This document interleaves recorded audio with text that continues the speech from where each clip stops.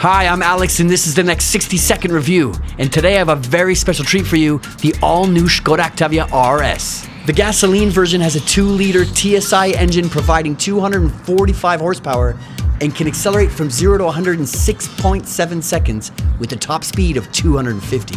The plug-in hybrid Octavia RS IV also has 245 horsepower coming from the electric motor and the 1.4 TSI engine. But these are all just numbers. These cars are driver's cars, so let's go for a drive. With every generation, the Octavia RS is more agile, dynamic, and just more fun to drive.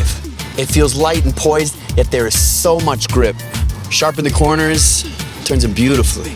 Once again, Škoda has found a great balance between sportiness and comfort. The power is always there in any gear, with almost no torque steer. It's fun, it's precise, all the while being just as practical as any other Octavia.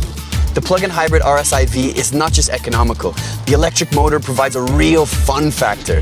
It gives you this nice kick like a big turbocharger. Or you can enjoy a quiet, pure electric drive, up to 60 kilometers. So there you go. Feel free to choose your style.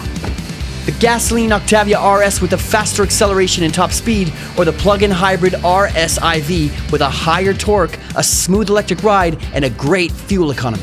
There's a diesel version as well with a 2.0 TDI engine at 200 horsepower, which also comes in 4-wheel drive.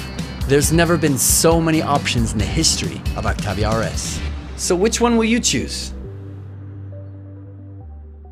Škoda. Simply clever.